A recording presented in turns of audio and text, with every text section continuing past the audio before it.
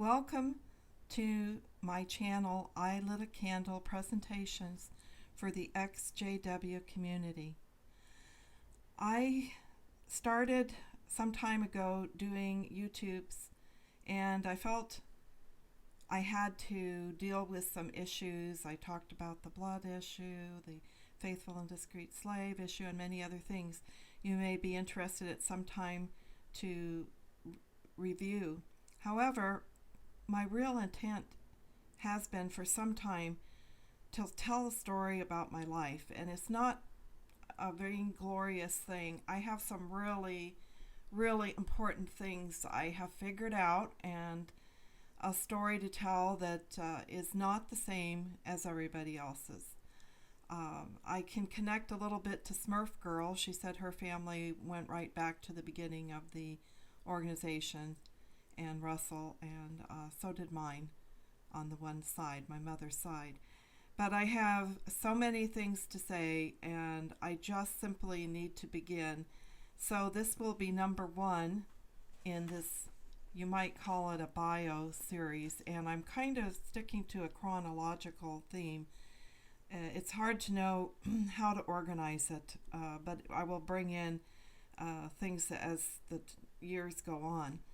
Of course, this is important not only for witnesses, but later in my life, many things for the entire human race that I feel just I have to get out. I don't know that anybody else can put something so clearly.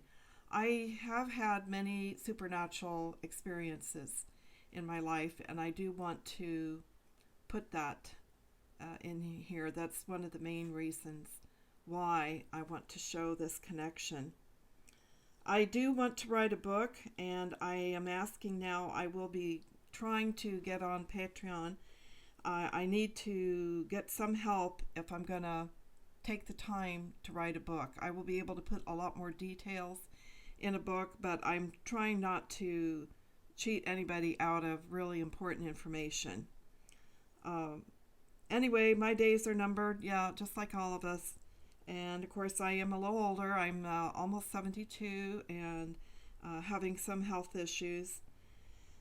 But as I said, I want to start back as far as I can, because I have in later years found out certain things that may have a bearing on a lot of things that happened. As I said, there is paranormal in my life. There is also a mystery in my life, as you will see.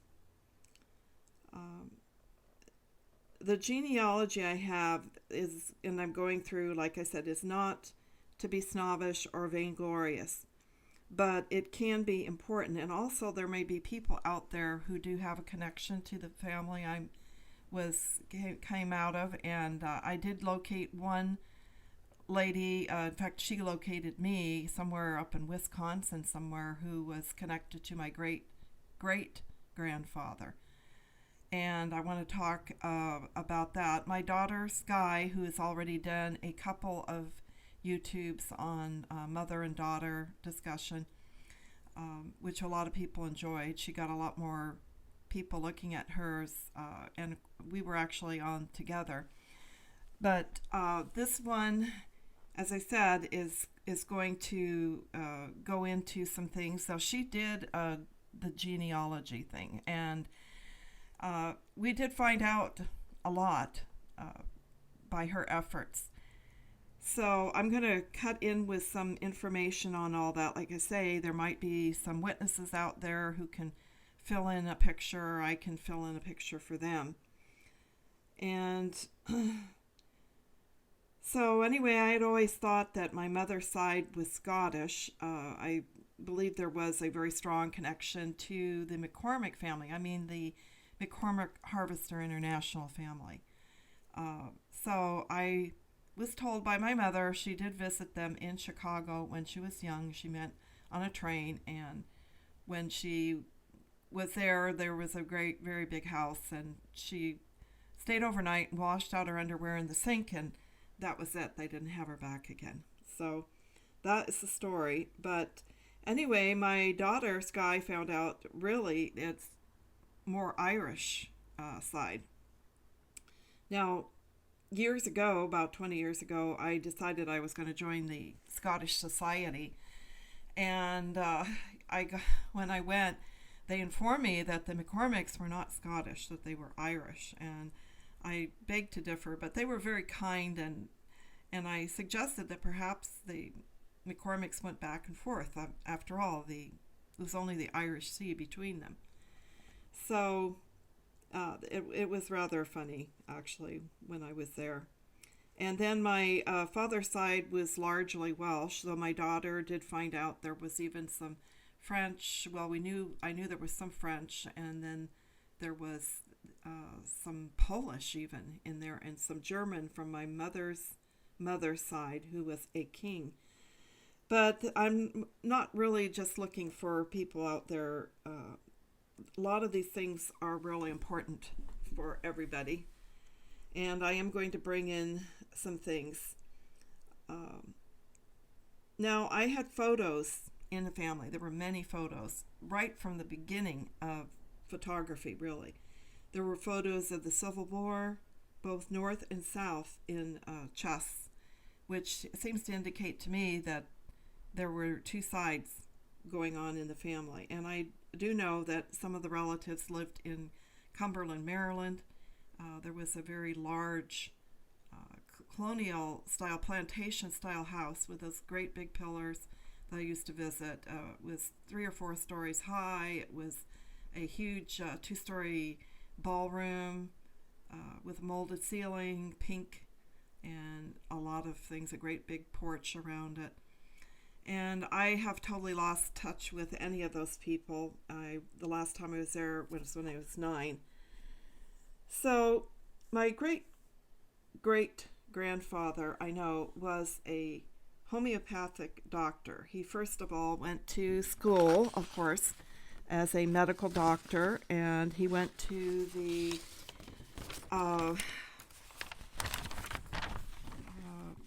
was it Thomas Jefferson Medical School in Pittsburgh, graduated there, and I believe then he became a homeopathic doctor, which is interesting because I did become a homeopath about 10 years ago. I have done 23 years in massage, and I did work in the medical field before that. So as a nurse, some nursing and medical assisting, had a lot of interesting experiences there. So I did know my great-grandmother. She died when she was almost 100, and I was about 5 approximately. I do have photos of that very time, around that time. I remember the house.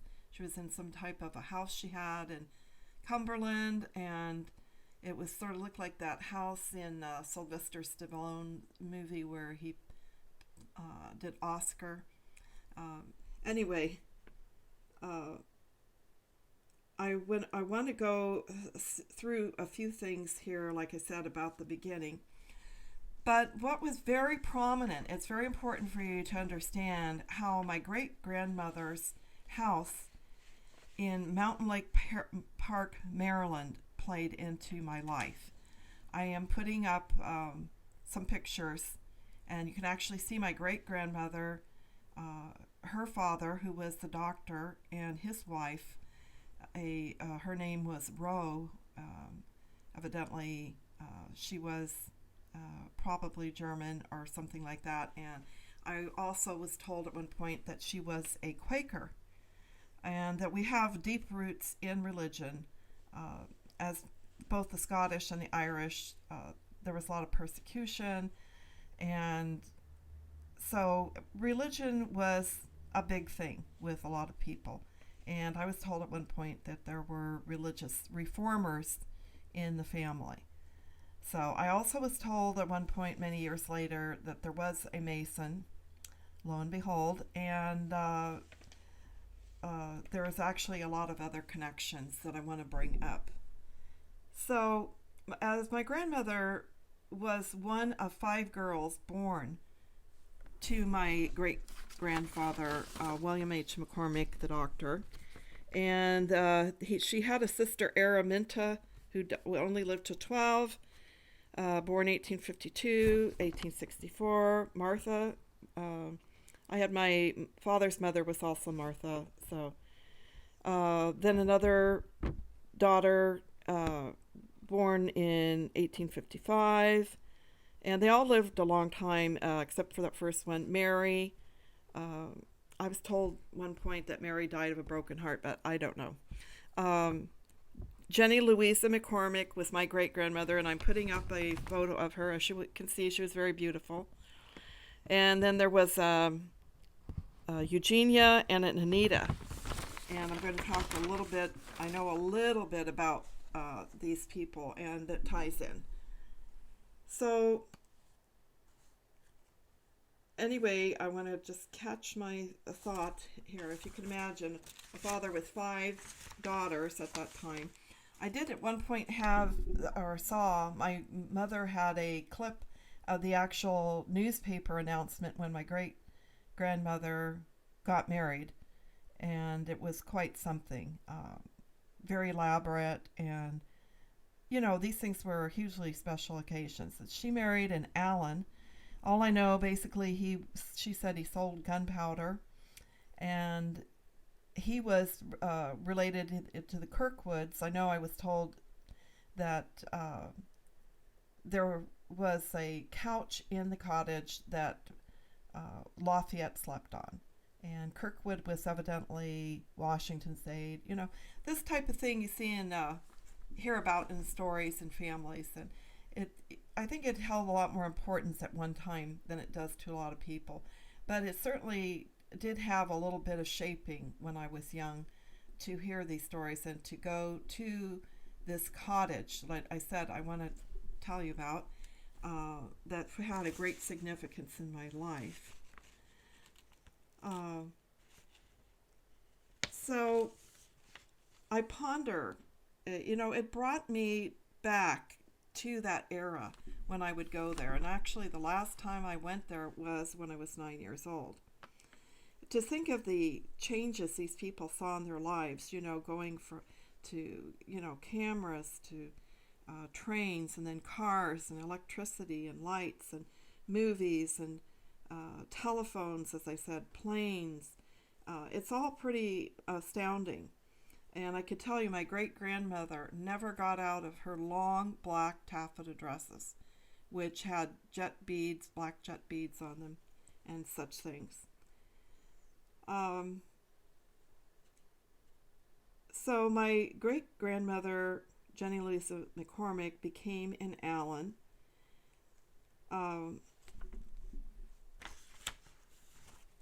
And they had connections not only in Cumberland and Pittsburgh, but in Allegheny, Pennsylvania. You will remember seeing that name, that city, in the literature and on the publications. I think there was something to do with the publishing at that time. They were very wealthy in a way, I know, because my mother said they would go on steamships to Europe and bring back all kinds of things. And although my great-grandmother was well off in many ways, my mother said she could still harness up a horse and a carriage and kill a chicken and make chicken dinner. They evidently owned a lot of rental properties and were invested in stocks and bonds and all kinds of things. But my great-grandmother was a lady, and she amused herself doing a lot of china painting. And I remember seeing a beautiful plate that she painted with a stag, a deer stag with great big antlers. I'm going to talk more about all this stuff later. So even though she had a privileged life, she did, as we know, have a sister who died young. And then she herself later, after being married, of course, lost 2 or so children at one time to either typhoid or diphtheria. Now, that was not uncommon at the time. So my grandfather, who was born on May 16th, 1897, probably in Cumberland, was her only surviving child. Now, just think, this during this time, even before her, my grandfather was born, which sometimes I wonder, something happened there with Russell. But anyway, she met Pastor Russell somewhere along the line. Now, I know there was a beautiful, beautiful crazy quilt she had that was evidently made at the Presbyterian Church. I don't even know. I mean, maybe she just picked it up somewhere. But she was very involved with Russell. He came to the house a lot. My grandmother, King Steffi, that was her son, my grandfather married, said many years later that she sat on his knees, which I think was rather inappropriate for that time. If you know how things were back then, I was told years later by my other grandmother that it was not appropriate for me to sit on a man's knees. Anyway, she somehow came into contact with Russell, and of course it was life-altering. They had connections there, Cumberland. He came to Mountain Lake Park, Maryland, definitely. And we know that everything got off the ground with the Watchtower in around the early 1870s. Now, keep in mind, I'm saying this, they had quite a bit of money. And I think with her loss of her children and things, she took it all very seriously. And I wouldn't be surprised if a lot of the money came from my great-grandmother. So it's nothing I can prove right now, but I've always had that belief. So the people like my great-grandmother and the family were real thinkers. They had a library in this cottage that, of course, I went to. It was very big, floor to ceiling, and as many religious books. I wish to goodness I had kept some of those books, but I'll tell you later why I didn't. I remember there was one on the Inquisition that was still going on in Genoa, India in the 1800s.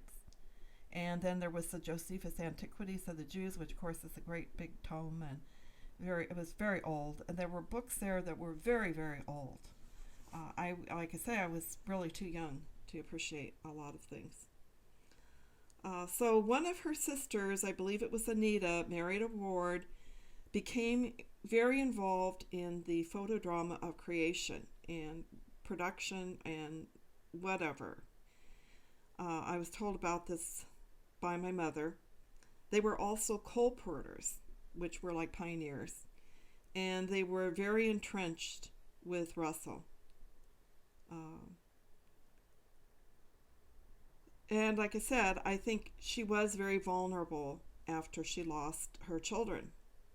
And evidently Russell was a frequent guest at the cottage in Mountain Lake Park, Maryland.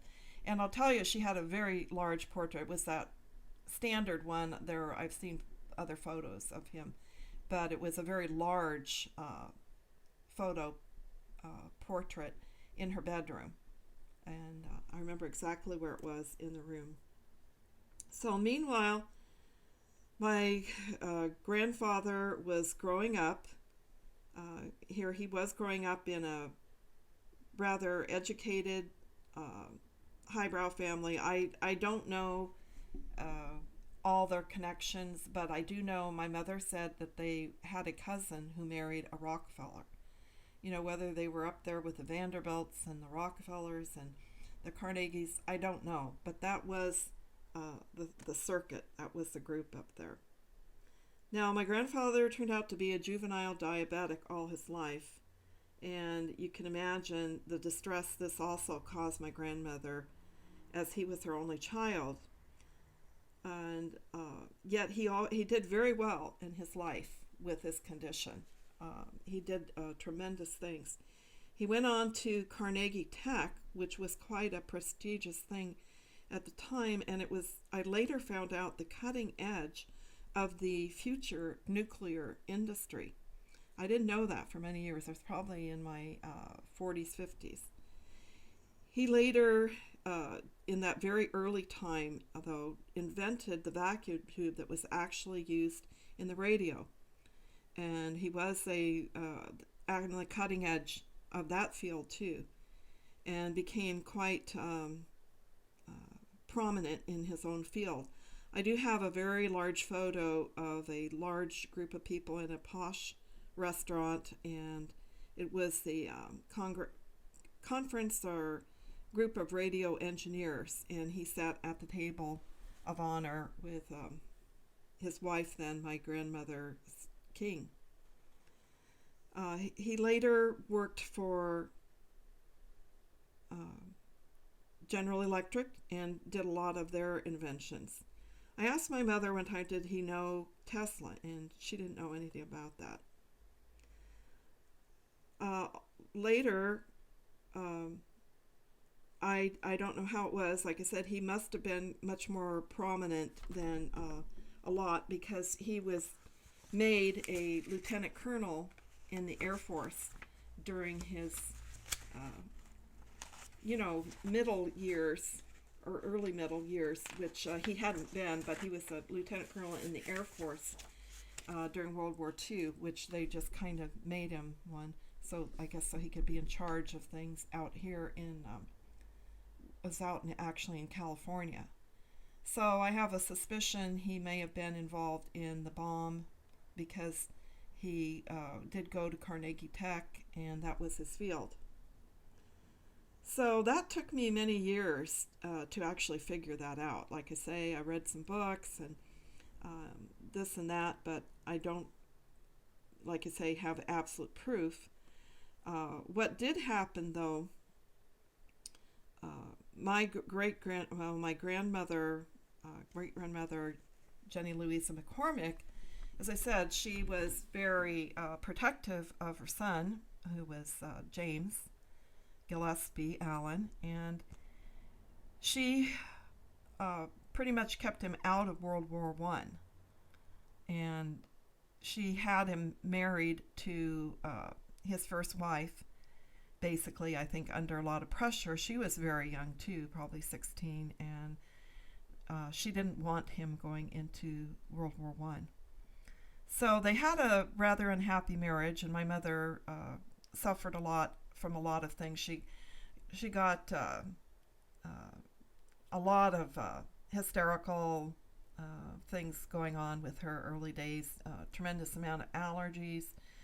She couldn't see well, and she was part of that Victorian era family, and she was just expected to sit. And I know she said one time she stabbed herself with a pair of scissors. And she got terrible eating disorders, or she wouldn't eat in front of anybody. She would eat under a table or in a closet, things like that. So it affected me a lot to hear her story. I didn't want to ever be a harsh mother or be like her mother was. And I know she hated her mother all her life. She really did. And anyway, so her mother was, I call her Yvonne Steffi, but she was at first a King, and then she got married to a Steffi. In the meantime, my grandfather got married to a woman named Lois, and this is significant. Of course, like I said, this time you just didn't divorce, and it was Maryland, and you just certainly didn't divorce in Maryland. Remember, that was a very Catholic country, Maryland was. But actually, my family, they were all from the Protestant type of people before, and then, of course, they became associated with the Witnesses, but not everybody. My grandfather never took to the religion that his mother was involved in. I want to talk a little bit more about that, but he was a very intelligent man, and I would call a gentleman and a scholar. Anyway, I want to move on here. When this Lois was married to my grandfather during World War II, I guess she was expecting, and then you may not know how what a disaster and a shock it was when the Japanese bombed Pearl Harbor.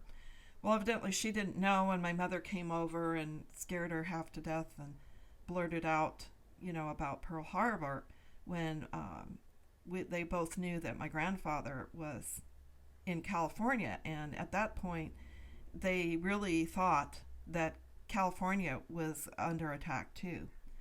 So my this Lois had a miscarriage, and it was evidently the only baby she ever carried. And anyway, right away she put some terrible curse on my mother for this and blamed her for losing the baby.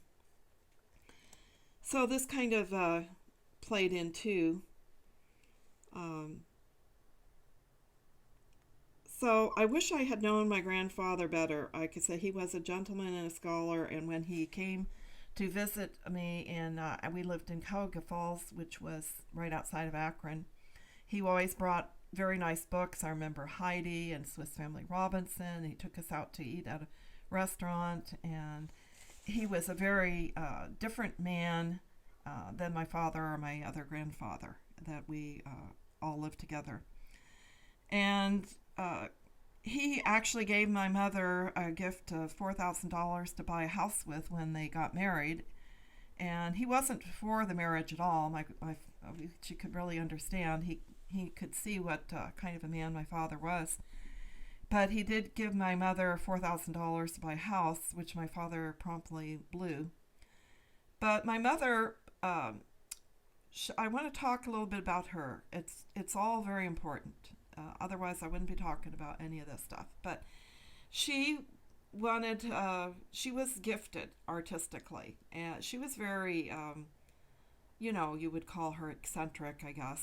But she did have a lot of real issues with her health and everything. And then she developed into, being pretty strange and eccentric in some ways. But she did have quite a gift with art, and she begged her grandmother, Jenny Louisa McCormick, to send her to art school. So my mother went to Pittsburgh Art Institute, which was and is quite prestigious, and she did get her full degree, and thank goodness, because she made her living all her life with doing things like technical illustrating, drafting, and so forth, working for everybody from the phone company to Hughes Aircraft. After she finished with that, we'll talk about that a little bit later. Let's keep it a little bit chronological here. But she had been born in 1923. My father was born in 1924, so she was about a year older. But she felt she was going to be an old maid. She got married. She was about 23. And I think it was a real worry to her. And she was actually on her way out to California when she ran into my father. Of course, him being a witness, they were like, there were so few witnesses at one time. A lot of people don't realize the numbers were much lower. And it was very difficult. You were really limited who you had to pick. And I guess she had been in love, I found out later, with somebody, and I think he went off in the war. And you have to realize a lot of women at that time lost their sweethearts, their almost could-bes, to the war. And here my father was, and I guess she could see certain things, but she just felt she was going to be an old maid. So she made her deal, basically, with the devil, and got married at her aunt's house in Cuyahoga Falls, and they were going to live in their own place, and they ended up living with my father's parents in a little salt box house on Pierce Avenue in Cuyahoga Falls. She left there. We lived there for at least 11 years of my life, and my mother did run away several times, though, and I want to talk about that. So there we were, basically in Cuyahoga Falls, and wrapped up, of course, with the witnesses. And though my mother, I think, had a lot of misgiving, she probably realized there was a lot wrong, and for different reasons, she hung in there.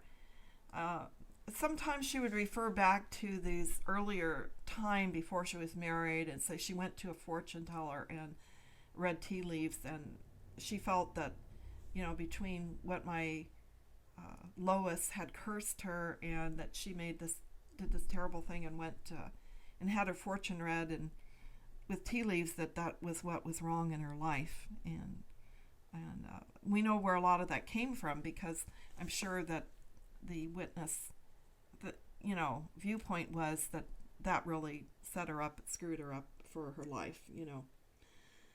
But anyway, I was born not quite a year later, 9 months later.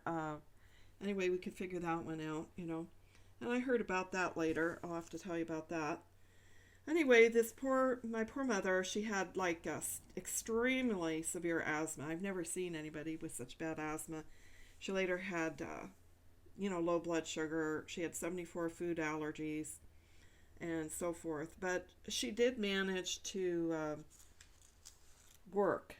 And actually, when I was growing up, even as a baby, she went to work very early. And when I was, in my very early years, I can remember getting up in the night just to see her, because I just worshiped the ground she walked on. She was the one person that I really related to. My father's mother was a fairly decent person. She was very kind of a materialistic person. Now, she had come over from Wales in a large family of 13 when she was 4 years old. So you have to realize what the world was like at that time. There were still a lot of people immigrating over here from Europe. And in fact, I know a lot of people who, maybe they weren't the first generation, but they were certainly, their parents or their grandparents had just come off the boat. And this affected a lot of things for people when they were, looking at the witness religion, one way or the other. Now, my father was timing right. I think what happened was my grandmother Watkins, his mother, started looking at the witnesses, perhaps, because of the war, thinking of him not going off to war. And as it turned out, he did file as a conscientious objector, which, as you may know, they did not respect the witnesses as ministers. And he was sent to, basically, it was like a camp of witnesses. I don't know how many other types of men were there, but I would like to talk about this later. There were some things that you've never heard about these camps. And anyway, my father did spend a year in solitary confinement there, and he almost starved to death. He was a big guy. He was 6'2", and he went down to about 130 pounds. So he was starving. I might as well say a couple things now. I don't want to miss out on telling you. Many, many years later, he told me that some of the witnesses went mad. They really lost their sanity in those camps. And I've never heard the Watchtower fess up to that or admit that these things did happen. So that's interesting. He also evidently did appendectomies under a doctor or something, that they had a lot of that. And that sounds pretty horrific because he had no training. So if you can imagine that, I bet you never heard of that.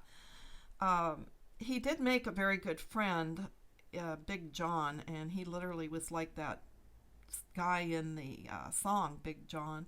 He was from West Virginia. He was a coal miner town, probably a coal miner. A rather simple man, but very kind-hearted. And it's amazing, he kept a friendship going. He almost to the end, but in the final end, he did give up on my father. But he was in prison with some other people. Now, I don't know where or when certain things happen, and I'm not going to tell you right now what I'm talking about. Because, I wish you could understand how much of a shock it was to me to find out in later years certain things. I didn't have a clue. So I'm going to pass over this and get on to what our life was like. He evidently, after prison, he had a 5-year sentence. Okay, 5-year sentence in prison. And he was considered a felon, so I know he could never travel or anything. He couldn't get a passport. As you can imagine, it prevented him from getting a lot of ordinary jobs. This is something that hasn't been talked about enough among the organization or the witnesses, what they went through after the war. I knew one of my future husband's relatives in Canada was raised as a witness, but he did do just medical service. And it is a shame that certainly should have been acceptable to do something or be a fireman or do something instead of carry the stigma through their entire lives that they did. So my mother, basically, her mother also, this is a good thing, which I didn't find out till many years later, in fact the last 20 years. Her mother studied with Eisenhower's mother, and if you may have known, Eisenhower's mother was a witness, but I was shocked later to find out certain things about Eisenhower's mother, and this kind of ties in too for things that are going to come later. So, as I said, my great-grandmother Watkins was one of 13 kids, and she also, of course, they just come out of this terrible depression into the war. And I understand she did a lot of work just so she could pay a $1 life insurance policy, $1 a month. I think she was very fixated on money and wealth, but she also was probably the most stable person in my family. So, meanwhile, as my mother was working all the time, I was really neglected. My grandfather, Watkins, who was basically a West Virginia hillbilly, was one that took care of me most of the time, and he was a total, utter alcoholic.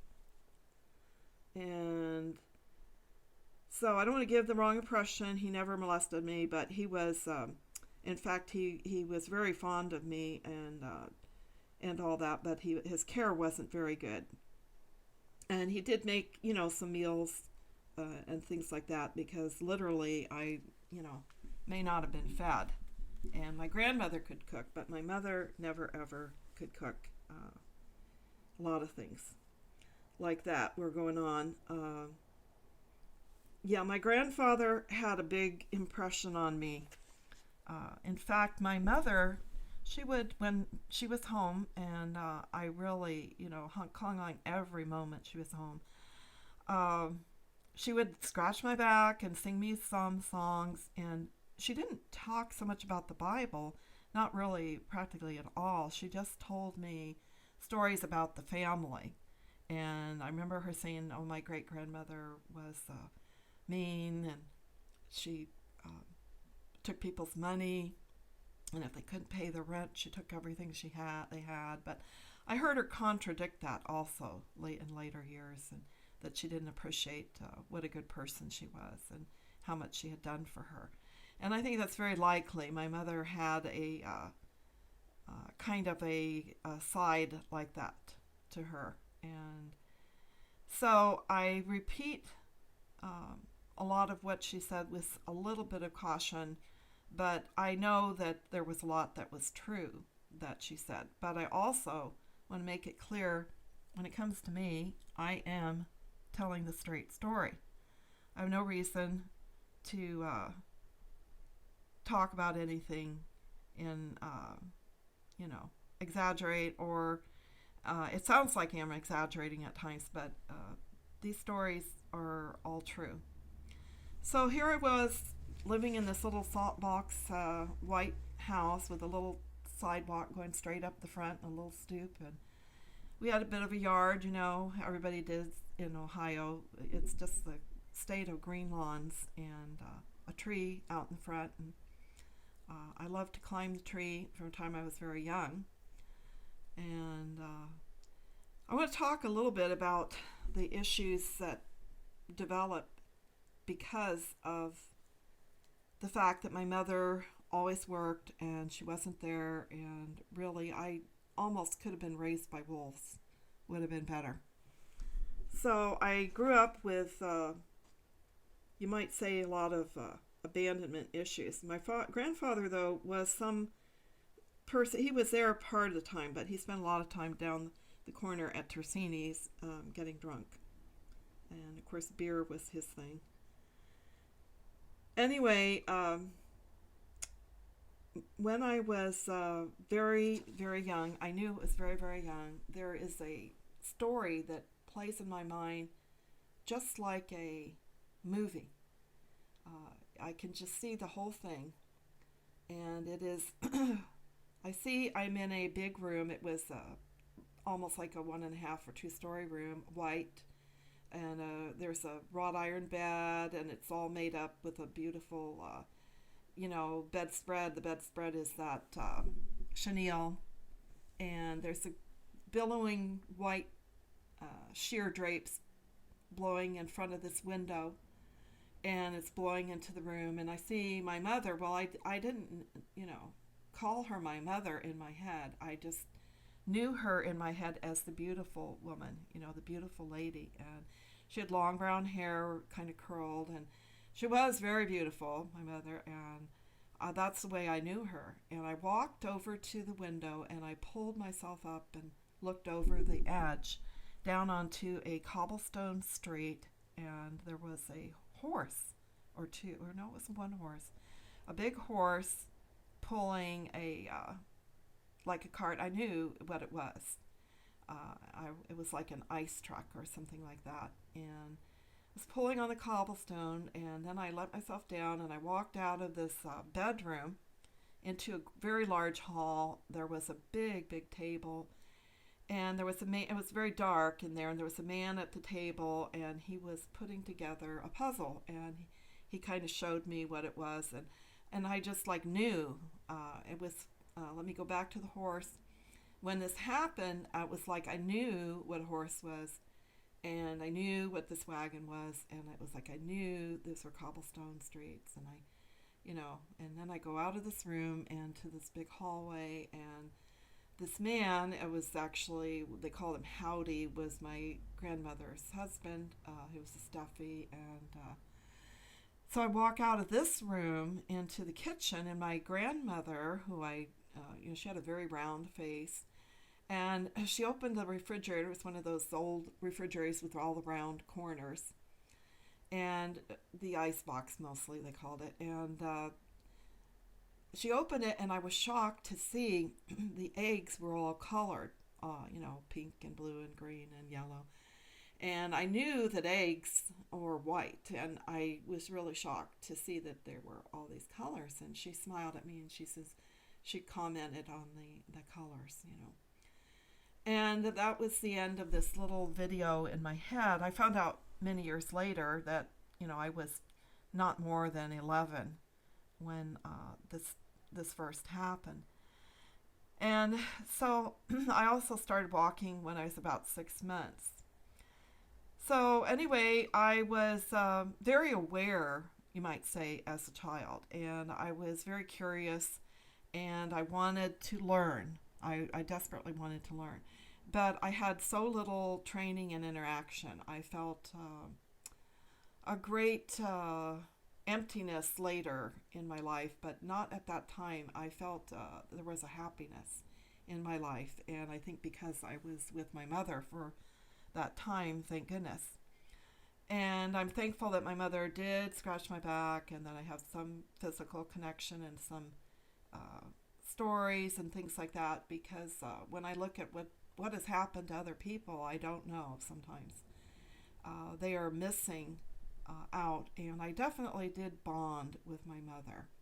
On the other hand, my father was a very cruel and violent man, and my first memory of his was at a dinner party, the tablecloth was all set white, and there were olives in every plate around. There was a little dish of olives, and I went around, ate all of them. And then later we all piled into a car. I think there was about 10 people, and that was what they did then. They could see how many people they would get in a car. And I think my father was selling some steelware or something, because I think that was the reason. It was later after that I remember we were in Texas. I don't remember how we got there, but I was staying with some people. They were obviously probably witnesses.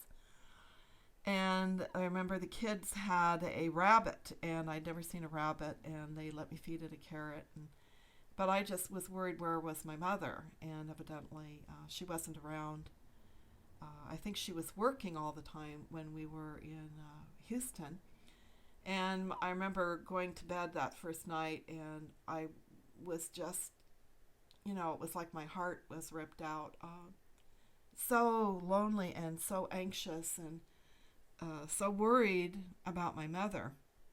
Where was she? And I really want to mention this because I do relate. I had a great sympathy for children, and a compassion and empathy for what children go through, and I always have. And anyway, this lady, she's saying, she was probably a witness, she's saying, I said, well, my mother sings to me, and she says, well, she's saying the Yellow Rose of Texas. And I started crying, and she says, oh, you spoiled brat, And that about did it with me there, because I was very hurt. And later in that same period of time, I do remember I was left all the time in a crib, and the wallpaper was very dingy, brownish, and falling off, and I think there were cockroaches, and I was very, very sick. I almost died, probably because I was so upset, and got the German measles, got what they call mastoid on my ear. And then I was very sick after that for years. I, had a terrible, tonsil problem and everything until I had my tonsils out. Well, I think my mother actually did leave me all day in a crib. And so anyway, she was wanting to make it in the world. I know that from talking to her later. Anyway, my grandfather that I was talking about, who was the alcoholic, my father's father, evidently came all the way down to Texas on the train, and I remember going back on the train with him, so he kind of rescued me. And he would do things like he'd sing "You Are My Sunshine," and he would only tell me one story, and that was it. I could never get him to tell me another story. He certainly was not a spiritual man or a religious man, but I know he was a very bitter man, and you could see it in his face. But he did, was one who cared for me, and I know my mother did care. But I was very upset when we got up back to Ohio, and I was telling my grandmother, where's mommy? Where's mommy? And finally she said, go ask your father. And I remember he was down in the basement and reading the society's books. I knew what he was doing. And I'd only been to very few meetings, but I knew that's what he was doing. And there was a plaque he had on the table always that said, it was from Timothy about prove yourself a workman, approved by God. And it was made of like a shiny plaster, And anyway, I was, up there at the very top of the stairs, and I said, Mom, Dad, where is Mom? And he took all the Bibles and the books and just threw them across the room into the furnace. And threw the Bibles and, all this into the furnace, and then came stampeding past me. And I didn't know what had happened. I found out many years later what had happened after that. But evidently, he did go down to Texas and probably drag my mother back because I don't think she wanted to come.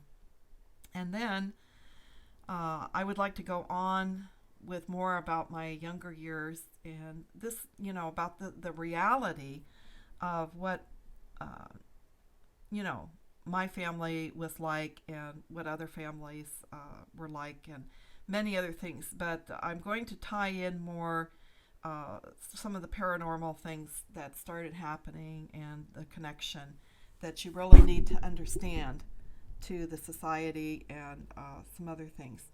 But I will need to close now, and the next one will, of course, be 2 in this series on, I guess I can call it a bio, but it's really going to be a lot more information.